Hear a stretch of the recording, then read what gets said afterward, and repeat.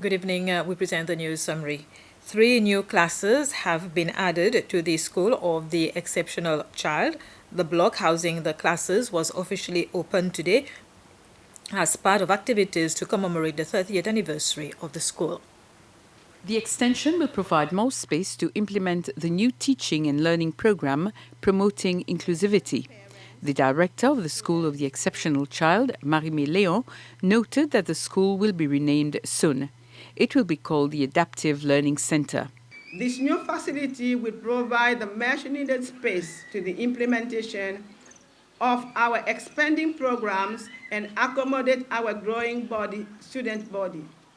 As we look to the future, we are excited to announce several transformative changes. The extension project of the School of the Exceptional Child is a collaboration between Roundtable Seychelles, the Ministry of Education, and the Office of the President. Roundtable has contributed a little more than 500,000 rupees towards the project. The fund was collected during the 2017 and 2018 regatta events. During the project development, it became clear that the school didn't need only a renovation, but it also needed some new infrastructure. So this is where Roundtable Seychelles, along with the Ministry of Education and the President's Office, decided to dedicate the fund collected in the following regatta, the following year, 2018, towards the construction of this new block of classroom for the School of the Exceptional Children. The central bank is encouraging more economic activities in the country to counter developments on the international markets that may have a negative impact on the economy. The central bank's governor, Caroline Abel, said among issues of concerns are the increase in the price of oil and maritime transportation cost, which may cause inflation. Governor Abel was speaking after the central bank held its monetary policy meeting yesterday to decide on measures for the third quarter of the year. The current state of the economy is more or less stable. Tourism has been strong since the beginning of the year, and we have been receiving important inflow of foreign currency, and which has up to June 20th, we've saved $12 million, which is beneficial for the country. But we are mindful of the realities in the world, particularly uncertainty to do with inflation, risk of potential increase in food prices and oil on the international market, and also the recent depreciation of the domestic currency may cause inflation to rise in the coming months. Vice President Ahmed Affif has confirmed that a police armored vehicle imported from South Africa and which arrived in Seychelles in March this year is still in Port Victoria awaiting re-exportation to the country of origin.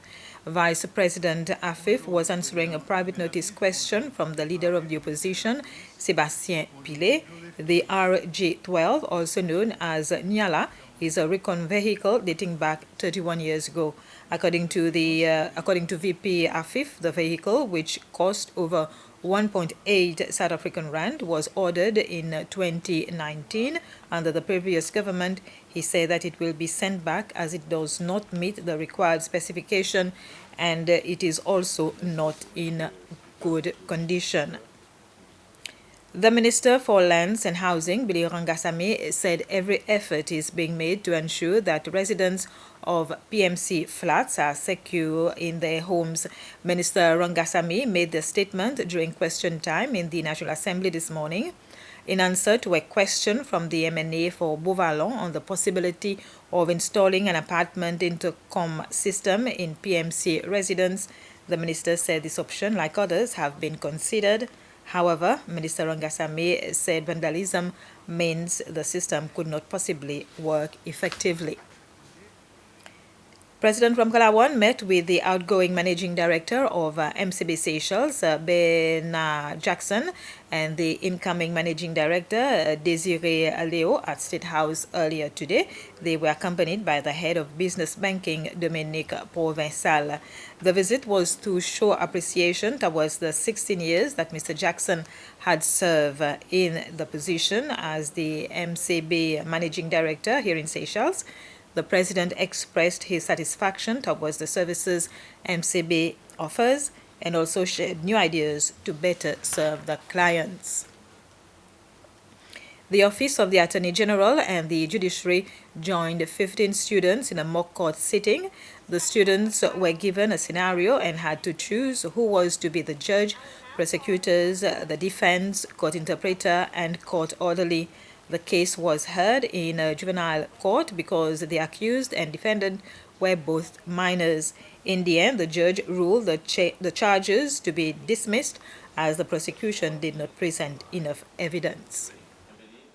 It was a little bit nerve-wracking as it was my first time, but it was a really good experience overall, and I really got the chance to pay attention, be attentive, and honestly learn a lot, and not to just let my feelings judge my actions and my judgment in general. But it was a really good experience. I honestly think that the trial went well and that the judge did make a good decision, considering the fact that our judgment was not biased and we listened to all parts of the trial itself. In the future, I hope to become a lawyer, so yeah. And this was the news summary. Thank you for your attention.